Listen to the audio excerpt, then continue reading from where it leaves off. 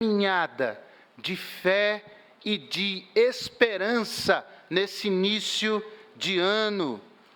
Caminhada de fé e de esperança na presença de Jesus. João capítulo 2, versículo 1 até o 11. E ao terceiro dia fizeram-se umas bodas em Caná da Galileia, e estava ali a mãe de Jesus. E foi também convidado Jesus e os seus discípulos para as bodas. E faltando vinho, a mãe de Jesus lhe disse: não tenho vinho. E disse-lhe Jesus: mulher, que tenho eu contigo? Ainda não é chegada a minha hora. Sua mãe disse aos serventes: fazei tudo quanto ele vos disser. E estavam ali postas 6 talhas de pedra para as purificações dos judeus, e em cada uma delas cabiam 2 ou 3 almudes. E disse-lhe Jesus: enchei de água essas talhas. E encheram-nas até em cima, e tiraram-lhes, e disse-lhes: tirai agora e levai ao mestre-sala. E levaram.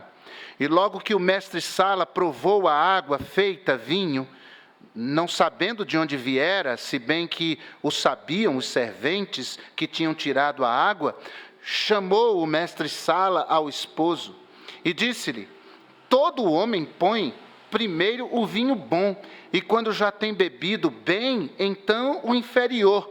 Mas tu guardastes até agora o bom vinho. Jesus principiou assim os seus sinais em Caná da Galileia e manifestou a sua glória, e os seus discípulos creram nele. Louvado seja o nome do Senhor. Ó Deus, que bênção é estarmos aqui reunidos e ver o teu povo se alegrando na tua presença. Meu Deus, que não só o Senhor, por graça e misericórdia, receba a nossa gratidão, mas que também, graça e misericórdia, o Senhor fale conosco. Ajuda-me a transmitir, meu Deus, a tua palavra, e meus irmãos a recebê-la. É a minha oração, em nome de Jesus. Amém. Assentem-se, por favor. O Evangelho de João foi escrito com um objetivo muito claro: anunciar para o mundo que Jesus Cristo é o Filho de Deus, ou em última análise, que Jesus Cristo é Deus. Mas também, dentro desse objetivo, o Evangelho de João quer anunciar à humanidade que todo aquele que crê em Jesus, que todo aquele que põe a sua fé em Jesus, tem vida eterna. É claro que aqueles que morrem tendo a Cristo como Salvador têm vida eterna, e aqueles que morrem sem ter a Jesus como Salvador também vivem eternamente. A única questão aí, e ela é muito importante, é que os que morrem sem ter a Cristo como seu Senhor e Salvador, viverão eternamente no inferno. E é isso que a Bíblia diz, e eu não posso dizer outra coisa. Viverão eternamente no inferno, no lugar de tormento extremo. E talvez o pior, e certamente o pior tormento, é a ausência completa de Deus.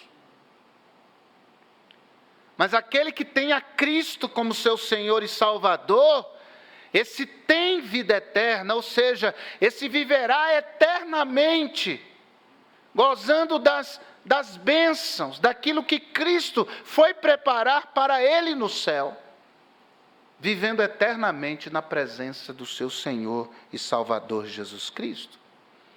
E aprove ao Espírito Santo conduzir João em sua narrativa do Evangelho, para mostrar que Jesus é Deus, e que quem crer nele tem vida eterna, fazê-lo através de a narração dos milagres que Jesus operou. Nos Evangelhos, irmãos, existe uma estimativa de que Jesus tenha operado pelo menos 35 milagres. Mas no Evangelho de João, apenas 7 são registrados, porque esses 7 milagres de Jesus trazem lições extraordinárias, importantíssimas, que anunciam que Jesus é Deus e que quem crer nele tem vida eterna.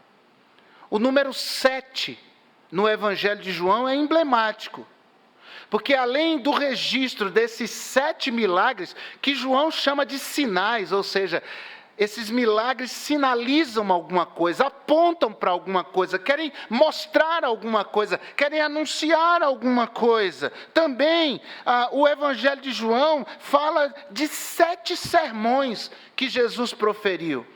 E registra também 7 declarações de Jesus a respeito de si. Quando Jesus diz, eu sou o pão da vida, a luz do mundo, a ressurreição e a vida, o caminho, a verdade e a vida, e por aí vai. Mas nessa série nós vamos pensar apenas e tão somente sobre esses 7 sinais, sobre esses 7 milagres. O evangelista João encerra o livro, quase no finalzinho do livro, capítulo 20, versículo 30 e 31, dizendo o seguinte: Jesus, pois, operou também em presença de seus discípulos muitos outros sinais. Aqui ele registrou apenas 7. E dos registrados no Novo Testamento, pelo menos 35. E os não registrados, muitos outros. E Jesus faz milagres até hoje. Graças a Deus por isso. Mas ele diz, Jesus operou na presença de seus discípulos muitos outros sinais que não estão escritos neste livro. Estes, porém, foram escritos para que creiais que Jesus é o Cristo, o Filho de Deus, e para que crendo tenhais vida em seu nome. Então, esse primeiro milagre de Jesus, ocorrido lá na pequena cidadezinha, no vilarejo de Caná, na Galiléia, ele tem o objetivo de apresentar Jesus, o Deus encarnado, aquele em quem nós cremos para a nossa salvação, como o Deus das grandes transformações. Deus que tem a capacidade de transformar ambientes e circunstâncias, e que faz isso até hoje, na vida de todo aquele que nele crê. Algumas lições sobre essa passagem que você que lê a Bíblia conhece tão bem. A primeira delas é a que diz que nós enfrentamos na vida situações que podem nos embaraçar pelo resto dos nossos dias. Olha que era uma festa de casamento. O casamento judaico, gente, a festa do casamento judaico durava 7 dias. Então as coisas precisavam ser muito bem planejadas. E na maioria das vezes as coisas saíam bem.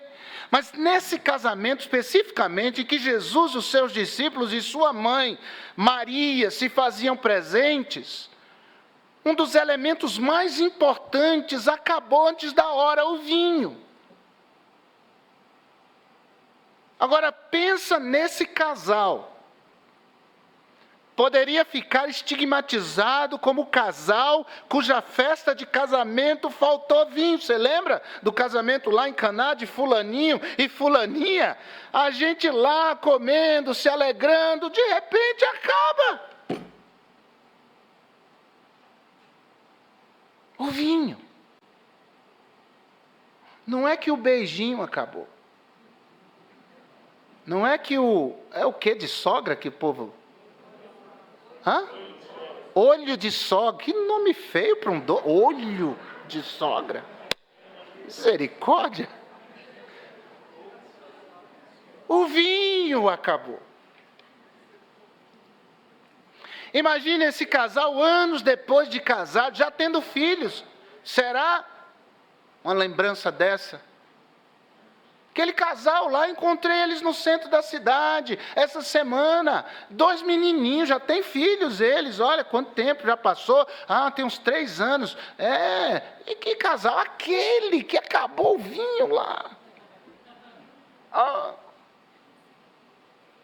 Há coisas que acontecem na nossa vida que podem nos marcar pelo resto dela, que pode nos estigmatizar pelo resto dela. E eu falei aqui do texto sagrado de uma coisa banal, acabou um elemento, um alimento. Mas há coisas que acontecem na nossa vida que nos marcam, e de uma maneira muito dura e muito difícil. Há pessoas que se sentem marcadas, estigmatizadas pela vida, e foram abusadas sexualmente na infância. Homens, mulheres, que carregam essa chaga, essa ferida, essa memória amarga, que acaba atrapalhando os seus relacionamentos, muitas vezes. Gente que não quer casar, ou que tem dificuldade na hora da intimidade, em função disso que lhe aconteceu anos atrás, e que marcou a sua vida, e que dificulta, que atrapalha tanto os seus relacionamentos, muitas vezes, ou na maioria das vezes, os relacionamentos mais próximos, outras vezes, aqueles relacionamentos não tão próximos, mas isso mexe, isso marca, isso prostra. Ou é aquela palavra que a gente ouviu do pai na infância, ou uma palavra dura que a esposa falou para o esposo, ou uma palavra difícil, muito forte, que um filho ouviu de seus pais. Essas coisas marcam muitas vezes e acompanham essa pessoa pelo resto da vida. A mágoa toma conta do coração, adoece a alma, dificulta o viver, serve de embaraço para o resto da vida. Uma outra lição que esse texto nos ensina é a que diz que às vezes Deus deixa que nossos recursos se esgotem. Porque Jesus, o Deus encarnado, estava naquela festa. E o que é que se presume? É que aonde Deus está, não há falta, há abundância. Mas nesse caso especificamente, Jesus, o Deus encarnado, se fazia presente e o vinho acabou.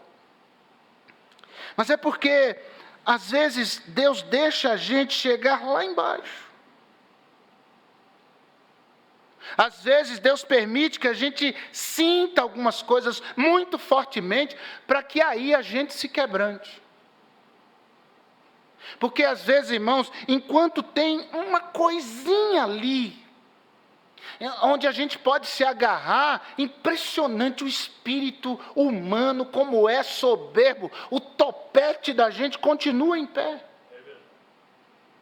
Às vezes é preciso que certas coisas faltem na vida da gente, certas seguranças morram na vida da gente, que certos planejamentos que fizemos falhem, que certas expectativas que tivemos não aconteçam, não se confirmem.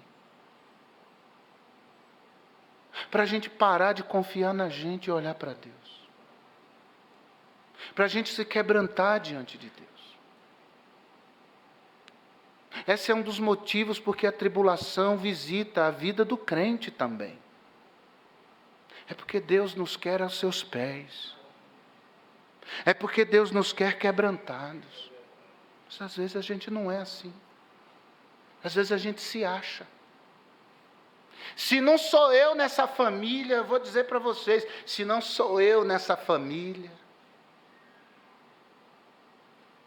se não sou eu para socorrer, se não for eu para pôr a mão no bolso e cobrir o prejuízo. Às vezes a gente é assim. Se não sou eu nessa casa. O que seria dos pastores se não sou eu naquela igreja? Se não sou eu naquela igreja.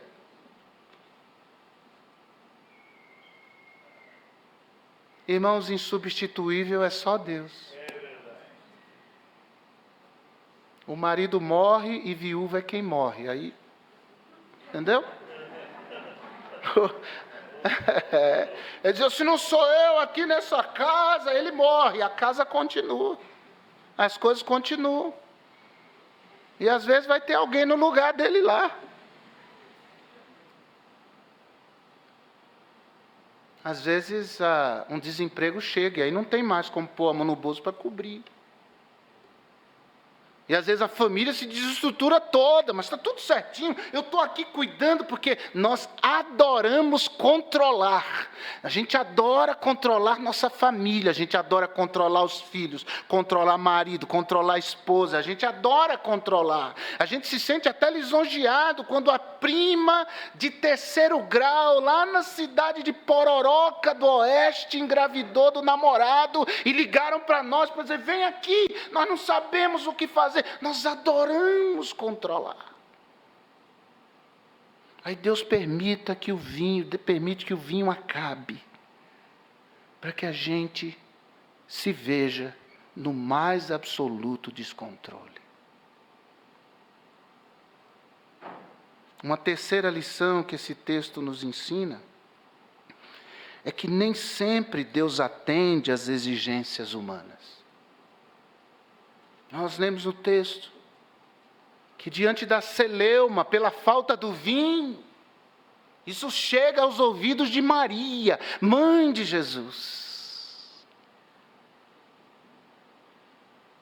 E essa era uma grande oportunidade para Maria ver seu filho em ação. E ela sabia que o filho dela não era qualquer filho. E a Bíblia não fala, mas não sabemos se durante a infância, a adolescência, a primeira juventude, Jesus havia realizado alguma coisa extraordinária. Eu não duvido de nada. Então, diante da falta do vinho, lá vem a mãe. E tem mãe e pai que é coruja ao cubo, né? O menino tocou o piano, assim, tchum, ela já acha que é instrumentista, renomado. O menino tirou uma nota 9 na prova de matemática do maternal, ela já acha que é um Albert Einstein, um Isaac Newton. A gente é assim, a gente tende a ver os nossos filhos com essa dimensão. E Maria era mãe como as mães aqui. E ela chega para Jesus. E ela chega jogando aquele verde. Acabou o vinho. Que coisa, né? Acabou o vinho. Acabou o vinho. E Jesus diz, mulher, que tenho eu contigo? Não é chegada a minha hora. E nós sabemos que essa expressão de Jesus não era desrespeitosa para o contexto daquela época. Aliás, era uma expressão de muito respeito. Porém, Jesus deixa claro que a hora de agir, quem diz é Ele. E ninguém diz para Jesus quando, como agir. Ele faz quando quer. Ele faz como quer, porque Ele é o Senhor, Ele é o dono de tudo, Ele é o soberano. E quando Jesus diz, não é chegada a minha hora, Ele não está necessariamente se negando a fazer. O que Ele está dizendo é que Ele vai fazer, se for fazer, quando Ele quiser fazer. E é essa compreensão que nós temos de ter em relação ao nosso Deus. Afinal de contas, o Senhor é Ele.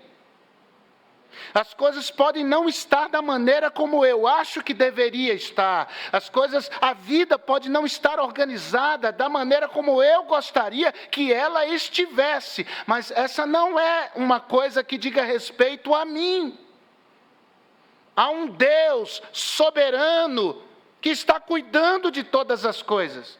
Eu sou apenas e tão somente um servo dos menores, dentre os tantos servos de Deus. É Ele quem manda, é Ele quem diz qual é a hora certa. E a hora certa é sempre a hora de Deus.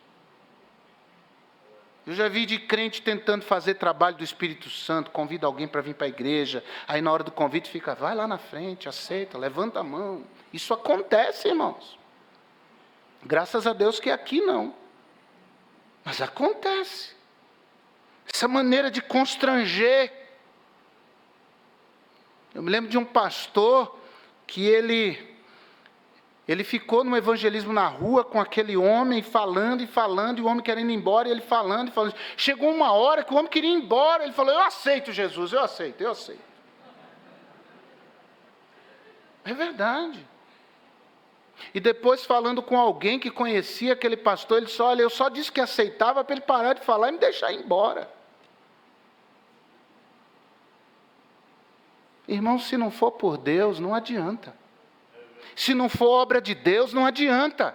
Se não for operação do Espírito Santo, do poder do Espírito Santo, não adianta.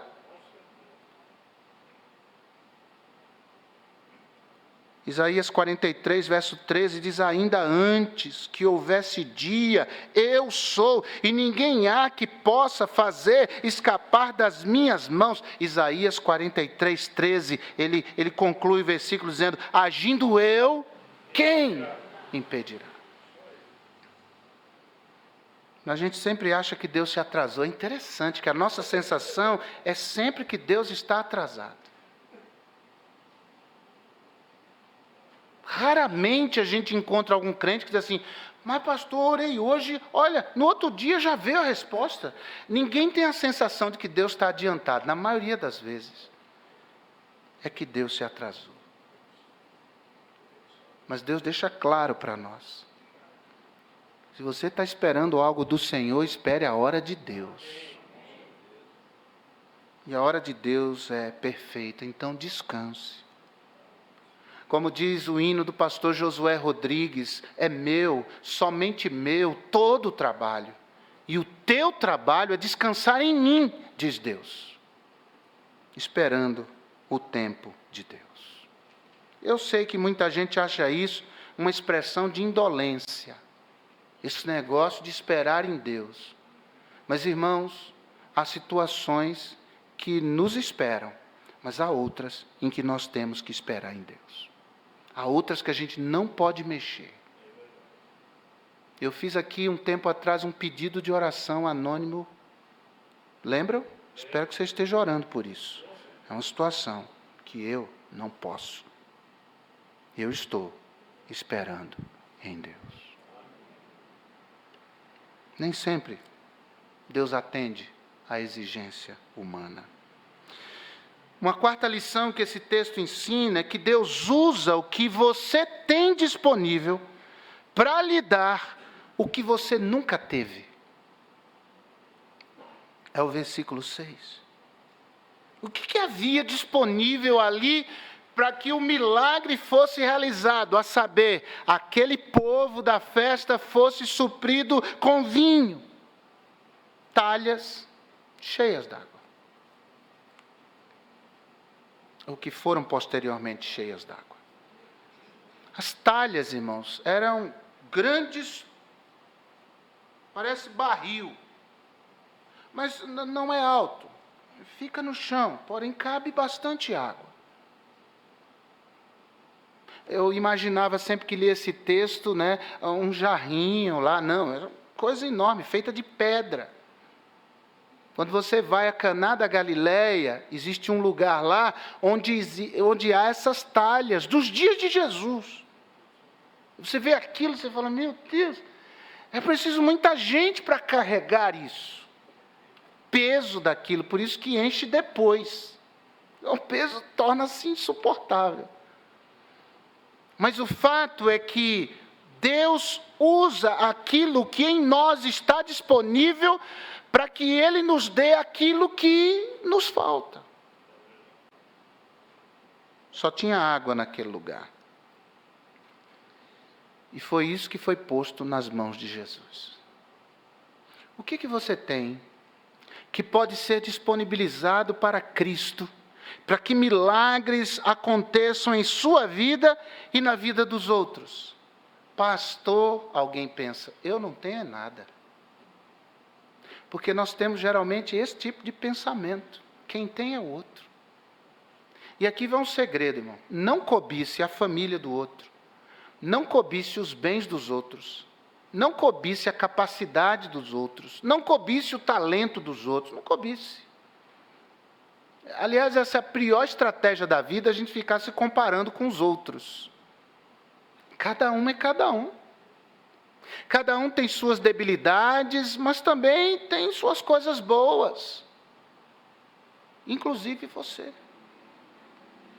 O que você tem para disponibilizar nas mãos de Jesus, para que Ele te dê algo que você ainda não tem? Pensa nisso. Nesses dias você podia dobrar os seus joelhos e esse é um exercício muito bom. Orar de joelhos. É uma das experiências que tem me abençoado muito nos últimos meses. Dobrar os joelhos e orar. Às vezes até colocando o rosto no chão e orando e pedindo a Deus. Ninguém precisa ver, mas você ter essa atitude de ir e derramar o seu coração na presença de Deus, disponibilizando o que você tem, para que Deus te dê o que você ainda não tem. Para que quando isso aconteça, as pessoas olhem e digam, só pode ter sido Deus. Só pode ter sido Deus na vida dessa pessoa. Ponha seus dons, ponha seus talentos, ponha seu tempo, ponha sua inteligência, ponha sua capacidade, ponha nas mãos de Deus. Eu tenho um sobrinho na vida de quem Deus tem trabalhado para o campo missionário. E recentemente ele tomou uma grande decisão. A decisão de ir direto para o programa de treinamento missionário. O meu cunhado ficou muito preocupado. E até um pouco contrariado. Porque queria que ele fosse para a faculdade. E, irmãos, isso é possível, ele ir para a faculdade e depois fazer o curso preparatório. Mas Deus falou para ele ir direto. E eu disse a ele, se Deus realmente chamou seu filho, nada vai faltar a ele. Deus vai supri-lo por todos os lados, porque é assim que Deus faz. Quando nós disponibilizamos nossa vida, quando nós disponibilizamos nossos dons, nossos talentos para o Senhor, meus irmãos, Deus nos dá aquilo que nós ainda não temos. Há um filho de um missionário, nós somos parceiros dele, que passou no curso de medicina o ano passado. Deus o chamou para o ministério pastoral. Sabe o que é que ele fez? Ele disse, curso de medicina nada, eu vou para o seminário. Ele teve uma excelente colocação. Que loucura! Disponibilize o que você tem para Deus. E Deus vai te dar o que você nunca pensou em ter. O que você nunca imaginou ter. E eu não necessariamente falo de bens. Porque prosperidade é muito mais do que bens materiais. Prosperidade é a graça de Deus sobre a vida da gente. Prosperidade é essa presença viva e ativa de Deus na vida da gente. Que nem todo mundo que tem bens materiais é necessariamente próspero, segundo Deus. Aquele garoto, lá às margens do mar da Galileia, disponibilizou seus pães e peixes e um milagre aconteceu. Eu não sei, alguns pastores já ouvi falando isso. Quem sabe esse menino não levou um monte de pão e peixe para casa, vai saber. Aquela viúva tinha apenas 2 moedas e colocou-as no altar do Senhor, e ela deu mais do que todos naquela noite estavam dando na casa de Deus. E a Bíblia diz que a alma generosa prosperará. O que nos faz receber a bênção de Deus não é o que a gente retém, é o que a gente dá. O que a gente retém acaba se traduzindo em pouco. Mas quando a gente dá, Deus nos dá mais do que a gente deu. Só sabe isso quem faz. Quem não faz fica na incredulidade. Ah, será? Ah, que isso é conversa de pastor.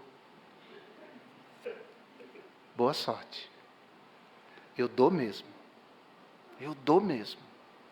Abençoar os outros, é na casa de Deus, isso.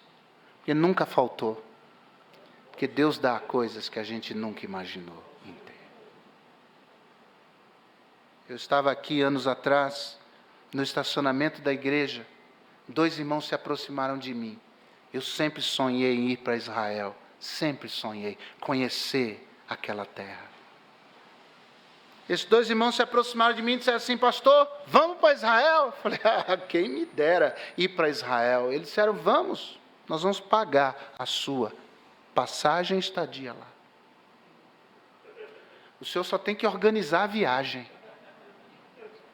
É para já. Em 2010 nós estávamos lá na Terra Santa.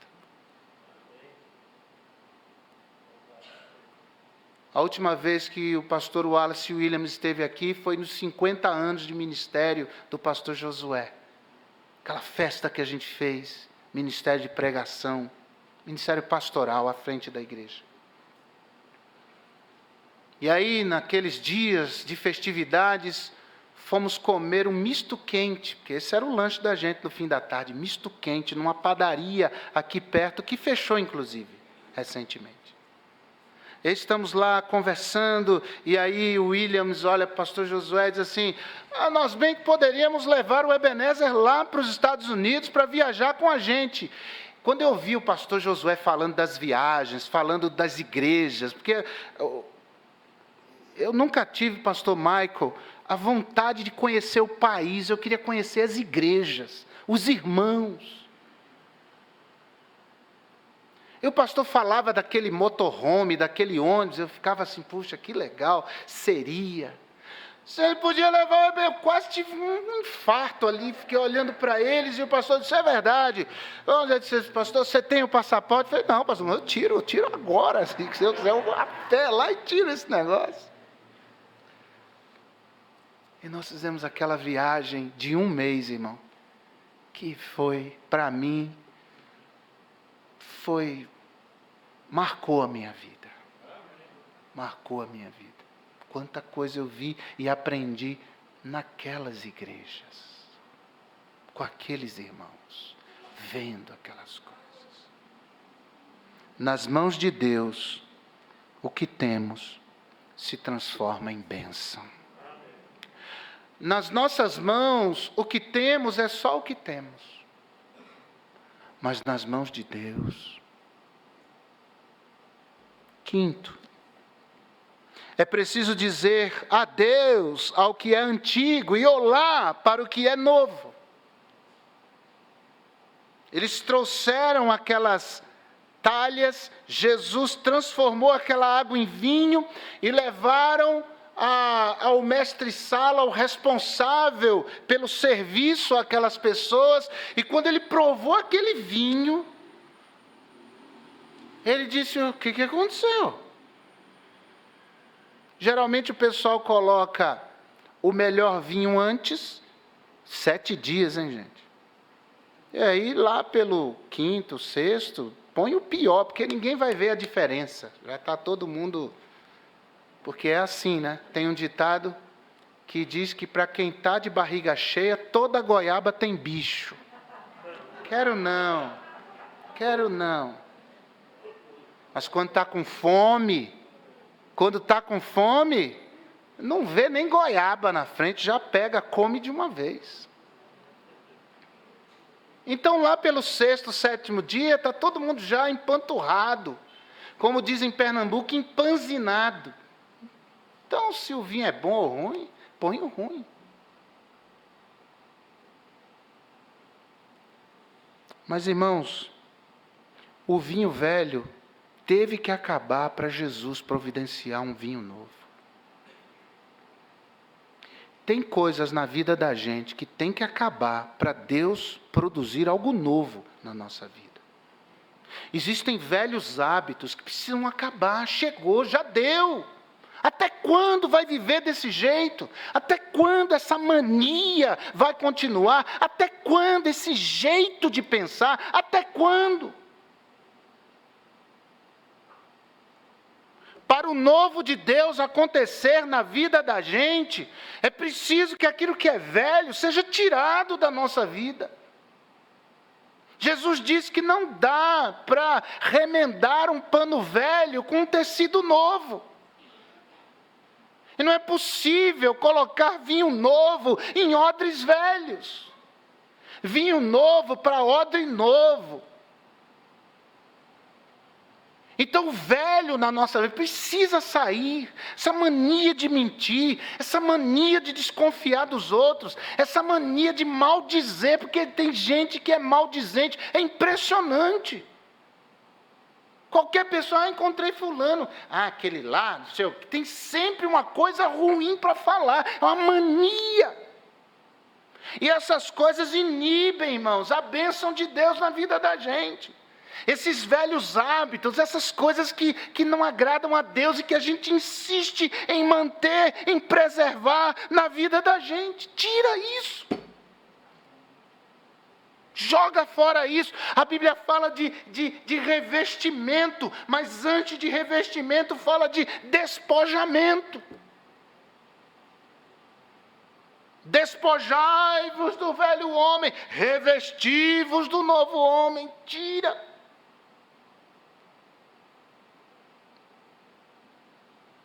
Você namora, sua vida física, cuide. Você é casado, cuidado. Cuidado. As tentações são grandes para homem e para mulher. E se a sua cabeça tem uma queda para essas coisas, então é tempo de dobrar os joelhos, de se humilhar diante de Deus, de buscar ao Senhor, de ter uma atitude diferente, algo novo. Porque Deus quer realizar um novo na nossa vida. Amém. Ano novo, vida nova.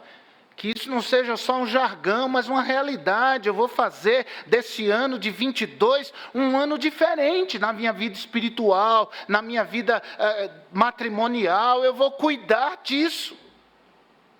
Eu vou romper com aquela maneira errada de pensar, de ver as coisas, essas manias que eu tenho. Acaba com isso, rejeita isso, tira isso da sua vida.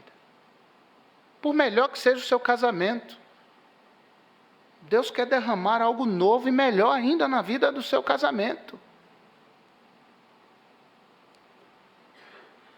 Por mais abençoada que a nossa igreja seja, irmãos, eu sei que Deus tem mais para a nossa igreja. Agora a gente precisa se santificar, abandonar essas coisas que atrapalham, esses pesos que atrapalham a nossa caminhada, a nossa jornada de fé e de esperança. Por último, a lição é a que diz que Deus faz sempre mais do que nós podemos imaginar. Como disse, e o texto sagrado diz, o vinho era melhor do que o anterior. Ou seja, esse milagre serve para levantar a nossa fé e a nossa esperança de que Deus é bom e aquilo que é bom, Deus pode transformar numa coisa melhor. Deus pode fazer uma coisa melhor. Se você acha que algo é tão bom que não pode melhorar, saiba que o nosso Deus é Deus das grandes transformações e Ele opera essas transformações para que a gente seja melhor. para que a nossa família seja melhor, para que a nossa igreja seja melhor. Nossa igreja é uma bênção grandiosa. E se houver alguém que não valoriza a igreja a qual pertence, olha, você podia olhar os comentários na televisão, nas transmissões, gente do Brasil e de fora do Brasil. Essa coisa de estarmos juntos é tão bom. Nós estamos hoje a alegria de ter o Tom e a Thalita aqui lá do Japão, irmãos. Ficaram 3 anos no Japão, vieram visitar a família e a gente, sua família na fé. E a vibração deles ali fora, que coisa hoje de manhã. Me emocionou aquilo, Tom e Thalita, sinceramente. A alegria deles, porque só quem está longe sabe o valor da sua igreja. Só quem está longe sabe o valor de estarmos juntos. E tem gente que não valoriza, é impressionante isso.